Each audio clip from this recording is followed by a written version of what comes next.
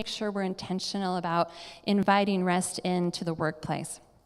But when the Israelites are taught about Sabbath in this text, it's important to remember that they have come out of 400 years of slavery.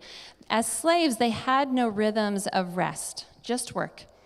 The only value of their existence was to work. They had never been given the opportunity to stop and to rest and to enjoy and to delight. When they were saved from slavery, they still had this slave identity, and they operated out of a mentality that you had to perform and to do from morning until night with no rest. And so I was thinking about that, and I'm like, that performance mentality is something we still can be held captive to in our culture today.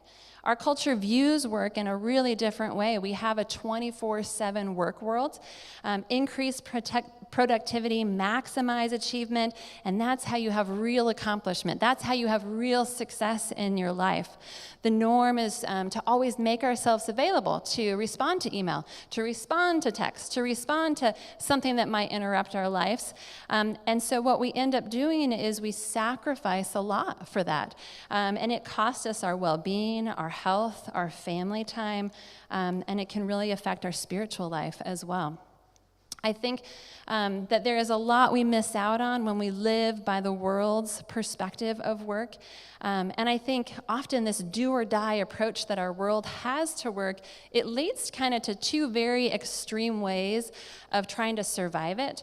One of those is the concept of being a work avoider, and the other one is being someone who's more of a workaholic. I think we see those lived out in our culture quite a bit. The work avoider approach, it's sort of when we have this very grudging acceptance of work, or I think better said, we're always trying to get out of work. Our goal is to take it easy. We want to have no one should have any demands on our life. We sort of can have this escapism mentality, if you will. We want to get away from everyone and avoid doing any more than is necessary. But with that approach, we do miss out on the beauty of living out a God-given purpose. We shy away from work that we were designed for because we're scared. We're scared that just like the world asks so much of us, that maybe God will ask so much of us.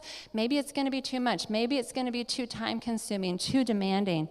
And we forget that God actually knows what is best for our hearts, and that we could receive great purpose and fulfillment in our work. And the second extreme work is that person who is an overworker. And this personally is probably my weakness. I tend to be an overworker, and there have been seasons in my life where I most certainly could have diagnosed myself as a workaholic. Workaholism is a real thing, and it's actually something that parallels alcoholism in many ways. Someone who is a workaholic really starts as a social kind of worker, where in social settings they boast about how much they can hold or boast about how much they can get done. And eventually that work starts to fill a void in them, and it turns into almost an addiction to do work. Many workaholics will work until they pass out, which can be understood as being emotionally checked out, not being able to interact with people. And when others come to us and say, please stop, please slow down, and beg us to kind of to revamp our life in a different way, we often can feel misunderstood. We feel underappreciated, and so we don't listen. We've got things to do. We're busy. And if someone who is a workaholic, I can relate to this a lot. If you try to slow down, you go through withdrawals. You go through this feeling of, I don't know what to do with myself, because you don't really know who you are, and you don't really know how to rest. And so workaholism, it's a real big deal. Work is God, and work is an idol in those scenarios. It's a real difficult place to be, and I think as workaholics, we can reduce ourselves to being kind of like a tool or a machine that is only built to perform. And so in that way, we can often dehumanify ourselves. And that revolves around this lack of identity. We find our worth in seeing in having others see how hard we work or how much we can help. And so we have this kind of disbelief that we would actually be loved and accepted if we stopped performing. We have great fear and anxiety, and we don't trust God that it's going to be okay if we stop working. It's actually a very, very lonely place to be. And we find that cycle becomes really this workaholism kind of feeds into fear and loneliness, and then that fear and loneliness drives us back to more work. The best image I could come up with when I was thinking about what this feels like is if you were to have Papa God coming up to you, trying to just embrace you and just give you this hug to receive his rest. What we do when we're overthinking work and we're really in that frame of mind, we kind of go in because we want to be embraced by God. We want that rest. We want that safe place to just be ourselves and be accepted. But as we go to hug God back, we look over his shoulder and we reach out, and we're actually striving to find something else because we're not sure we can trust what God has for us. And so we create these lives where we go, ignoring the limits of our physical body, pushing ourselves to exhaustion, determined, addicted, tempted, seduced to things that don't really fulfill us. I think that we fight this longing to just surrender to God. And when we do that, we ignore the nature of our own limitations. It's taken me a long time to acknowledge that limitations are a really healthy thing. I think for some of us, we forget that we're human. We forget that we have limits, and that not only do we have limits, that actually they're a gift to us from God, that God gave us limits intentionally. And so one prayer that's really helped me is this prayer: God, thank you for giving me limits. Please help me to give myself permission to embrace and rest in these limits. We need to give ourselves permission to accept our own limits, because limits were given to us as a gift to lead us to rest. Our bodies and our minds, they specifically have limits. And there's this beautiful process that happens with every year of our life where we pay more attention to some of the limitations that we have. There is a steady slowing that I think God is very intentional about. We become less capable of operating at the same pace. We produce a little bit less, and we become a little less effective at multitasking. There's actually a lot of research on this. Sven and I were fascinated by a book that we both listened to on Audible recently called From Strength to Strength. And the social scientist, the name of the author is Arthur Brooks. It's a fascinating listen or read, and it really highlights this process of how important it is for us to listen to what life is telling us, paying attention to what the limits are that we have. And it's important to do because we can really miss out on this opportunity to grow more deeply and more profoundly in God. If we could slow, that could lead us to perhaps a different quality of life, to have more authentic relationships, and I think to have a more profound spiritual journey as well. To fully embrace rest in our lives, we really have to practice this discipline to stop. And it's hard to stop. It's not an easy thing to do. But if we can stop, it gives us this chance to acknowledge what it might feel like if we actually slow down just enough. And if we could do that, I think that maybe we could acknowledge that we don't have to live this life where rest is just meant to be a brief breath, that kind of escaping work, but rather all of our lives and all of our work could be rooted from the foundation of how we rest. The quality of our Sabbath life informs the other 6 days. The quality of our rest informs the other parts of our life. So maybe today you sit here and you can kind of relate to that concept of either being maybe a work avoider, or maybe you can relate to some parts of where in some areas of your life maybe you're overworking in some ways. And this is another prayer that I found to be devotional and helpful in that process. And that's this: God, how do you want to restore your version of healthy work and healthy rest in my life? What are you asking me to surrender? Rest often leads us to this really beautiful place of surrender. Surrender is cool. Surrender is calm, and it's open-handed, and it's open-hearted, and allows for us to just let Jesus guide the way. Surrender, it's very, very different than living this life of striving and to make everything happen no matter what the sacrifice is. Surrender, I realized this week, invites us into this opportunity to experience mercy with Jesus. And I don't think I've ever connected mercy and rest together until my studies this week. Mercy is a very powerful word. And I think this might be maybe one of the most important concepts for our hearts today, is to really acknowledge that Jesus has connected his mercy to his rest for our lives. In Matthew 12, 1-8, it says, "At that time, Jesus went through the grain fields on the Sabbath. His disciples were hungry and began to pick some heads of grain and eat them. When the Pharisees saw this, they said to him, 'Look, your disciples are doing what is unlawful on the Sabbath.' And then Jesus answers, 'Haven't you read what David did when he and his companions were hungry? He entered the house of God, and he and his companions ate the consecrated bread, which was not lawful for them to do, but only for the priest. Or haven't you read in the law that the priests on Sabbath duty in the temple desecrate the Sabbath and yet are innocent? I tell you that something greater than the temple is here. If you had known what these words mean, 'I desire mercy, not sacrifice,' you would not have condemned the innocent. For the Son of Man is Lord on the Sabbath." Here Jesus is with his disciples. I imagine it's a sunny day. I imagine it's calm and quiet, and I imagine they're enjoying their day, walking through the fields, snacking on grains. And then we have the Pharisees.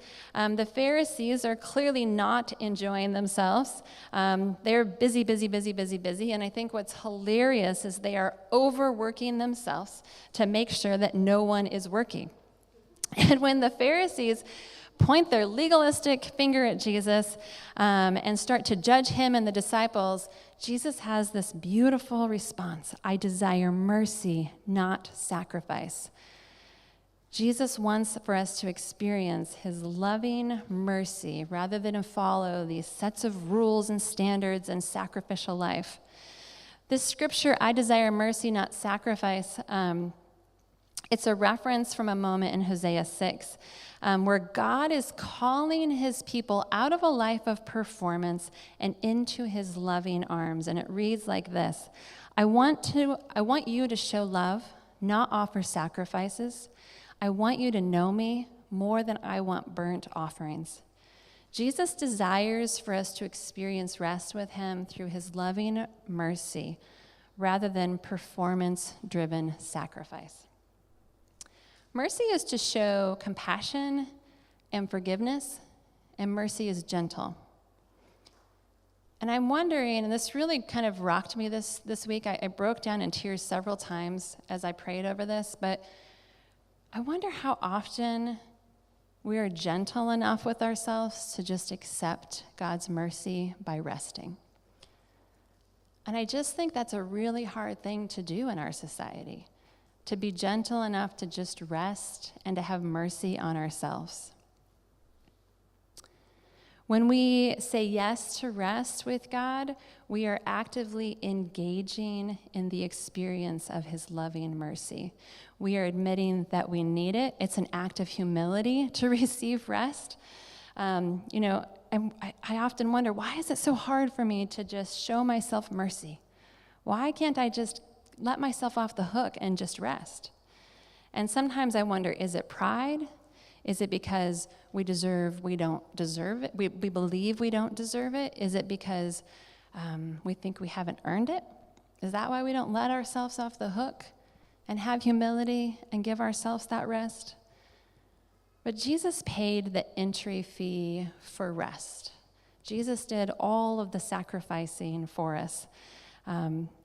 And so I don't think we need to continue this pattern of working our way into his love. Maybe it's time that we heard his heart for us and heard Jesus saying, "I desire mercy for you, not sacrifice. I'm not asking for you to give me a life of burnt offerings. I'm not looking for you to live a life where you're burnt out. I want you to know me. You're my kid, and I love you, and I want you to know me. And I think that's the ultimate call. I was thinking, boy, what are probably every person on earth, what's on the innermost part of who we are, what are we hungry for? And I think that most people have a hunger for rest, and most people have a hunger for true acceptance. And I think it's very cool because I think Jesus has actually very intentionally woven those two together, rest and acceptance. So when we help someone experience rest in Jesus, we're also helping them to experience a full, loving acceptance from Papa God. And I think that's life-changing. So I think this is a question that maybe we could study this week. When we're studying our own hearts, when we're examining our lives, we can say, what do I sacrifice when I don't allow myself to rest? I'd encourage you to come up with some answers to that. Like, what am I sacrificing when I don't allow myself to rest? Because if we can become honest with ourselves about the things that we're losing out on when we don't embrace what God has for us, I think it makes it more real, and it helps for us to be more active in stepping into the rhythms of rest that He's called us to. And then when we're hungry for that, I think the next obstacle is, how do I do it? I mean, I don't know about you, but I've had days where it's like my day off, and I'm like, I don't even know what to do today. Like, it's kind of like a wash. Like, nothing really that exciting is going to happen today. So I want to just, in the last section here of my message, I want to give just a few practicals as to how to make a Sabbath day a really awesome day.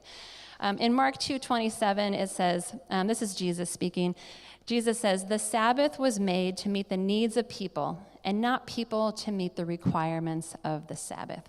Sabbath was designed to meet our needs. Okay, we don't serve Sabbath. Sabbath serves us. So I want to just give a few quick ideas, and you can take these or leave them, but they're practical, and I think practical sometimes is helpful. The first one is to just plan for Sabbath.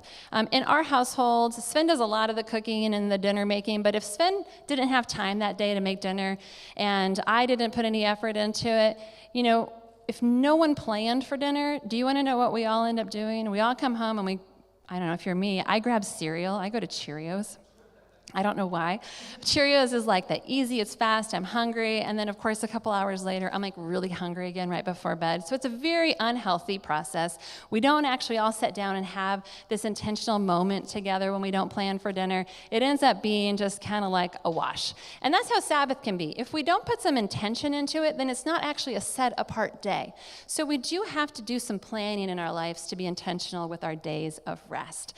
And so my encouragement is to take one afternoon every month to really just look over the upcoming month and say, what are the dates that we are going to actually honor rest in our life? What are those 24-hour periods going to be? And then what are we going to do on those days? And we have to look, Sven and I will look at our schedule and be like, well, that week's really crazy. So that needs to be like a day where we have very low expectations. Hey, but this week's pretty open. I bet we could plan for camping that weekend because, camping's fun, but it takes some work to prepare for it. But we do this conversation as partners in life to really figure out how to navigate that. And then we take some time right before Sabbath comes to kind of say, okay, are we ready? Do we have everything in the works? And then I think the other really practical part of planning is mentally allowing yourself to be okay with the imperfect. It's so funny how you want this day to be so amazing, and then you get there and some things fall apart because your kids, I don't know, they're moody or someone's sick or whatever. The weather didn't land the way you wanted it to. So to be okay with simple and to be okay with imperfect, I think that mentality really helps to make Sabbath better. The second tip I would say is we got to know what we want to stop doing. So we have to stop work. We know that. So I make a list of the things that I'm going to stop doing on Sabbath. And that includes things for me like no rushing, no hurrying. I'm not going to multitask. No social media, no emails. Some days I say no screens.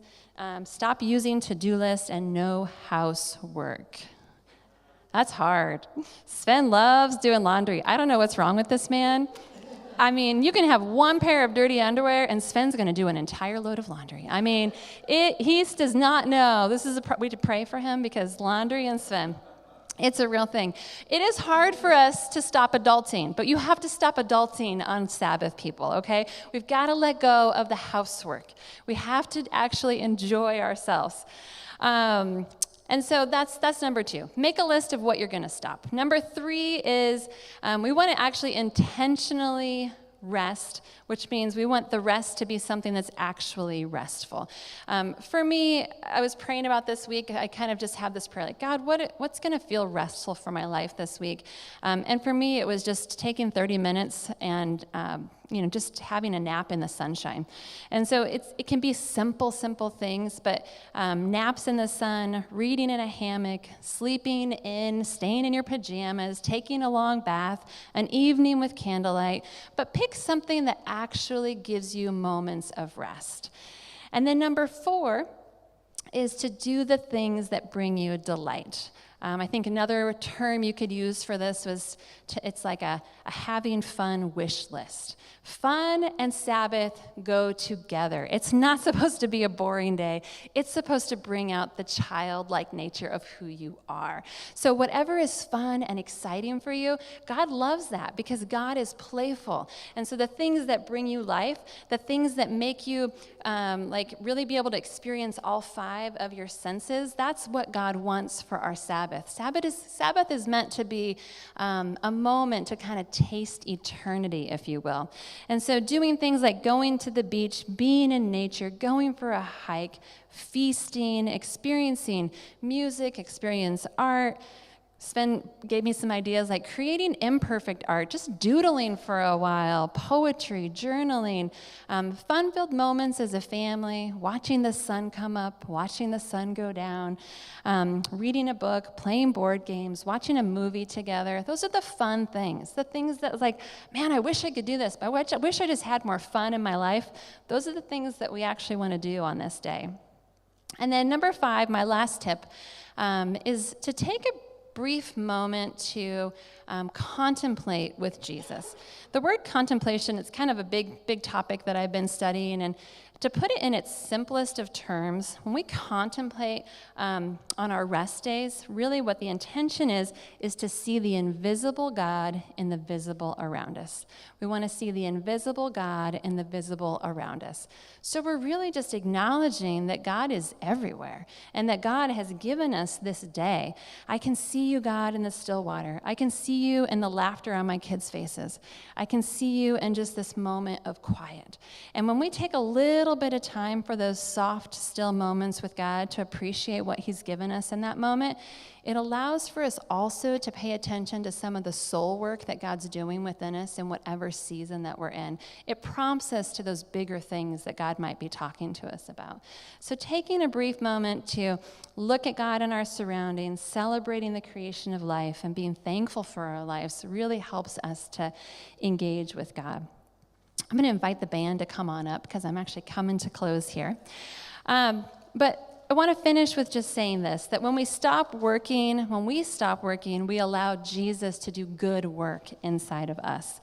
And I think that when we rest our soul, it's like we're resting in the rich soil of God. I came across this concept this week where in ancient Israel, soil was allowed to rest every 7th year. And that year of rest allowed for the soil to be replenished with nutrients. And that allowed for the future fruits and the harvest of the land to be more abundant and to have a more richer taste. And so I think rest is like that in our lives. Rest creates a sustainable life. And it's one that's purposeful, that it's intentional, thoughtful, vision-filled, robust, and well-nourished, and deeply fulfilling. I think rest is a place where we get to know the exquisite delight and joy and affection that God has for us. So I'm just going to close in prayer, and then we'll sing some songs. Jesus, thank you for whatever you stirred in us today. I pray, Lord, that you gave us some of your creativity, that you sparked in us something that we want to be more awake to, and that, God, that you allowed for us the opportunity to just dive into maybe some of the things that we're missing out on, that we're sacrificing, when we don't just surrender and have that humility to let you work in our lives in this area of rest. God, I pray blessings over the Sabbaths to come. I pray that, Lord, you would give us that creative energy and a willingness, Lord, to just stop so that we can engage with you and we can experience more of who you are and to feel that full acceptance of what you have for us. Thank you, God, for all of the good things that you do. I just pray for more and more of your abundant gifts over the lives of each of us this week. It's in your name I pray. Amen.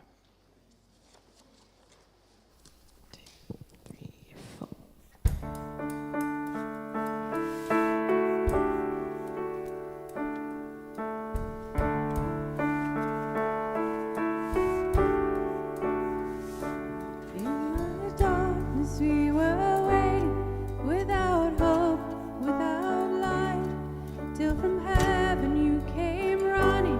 There was mercy in your eyes to fulfill the law and prophets. To a virgin came the word from the throne of endless glory to a cradle in the dirt.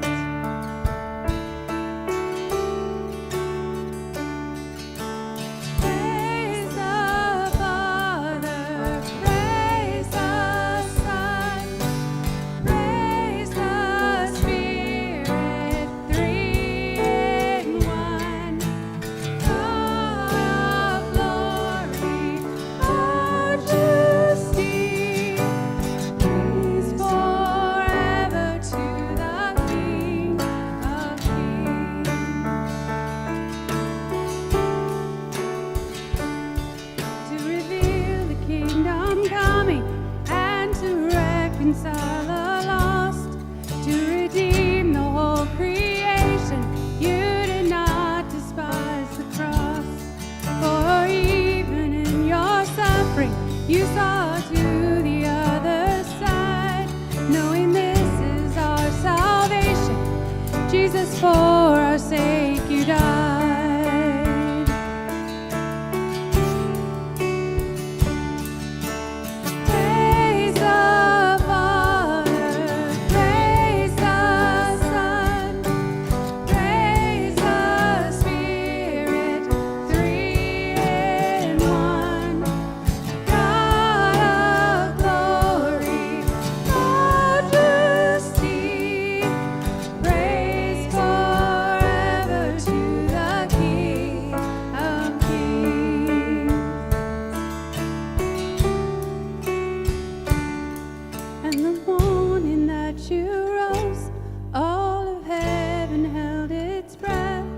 Till that stone was moved for good, and the Lamb had conquered death, and the dead rose from their tombs, and the angels stood in awe, for the souls of all who come to the Father are restored, and the church of Christ was born, and the Spirit lit the flame. Now this gospel truth of love shall not kneel, shall not bend. By his blood and in his name, in his freedom I am free. For the love of Jesus Christ, who has resurrected me.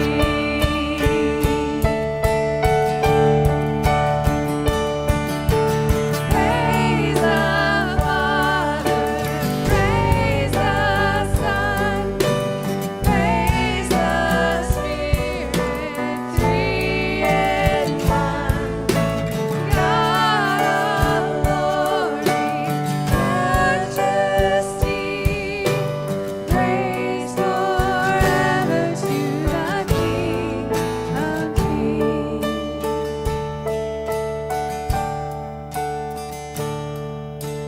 Praise forever to the King of Kings. Praise Jesus. I mean, I just thank you for music. This next song is Promise Keeper, and I was practicing this week, and I thought, you know what? This is an attribute of God. This is who he is. And we can remind him that he's a promise keeper. He doesn't mind that in our worship. And we know he's a promise keeper because he has said things in the Bible and they have come true 400 years later, thousands of years later. And he's promised us things in the Bible that are still yet to come. And we can count on those things in our lives and in our world because he has always done what he said he's going to do. He sent Jesus to save us, just like he said in Genesis. So...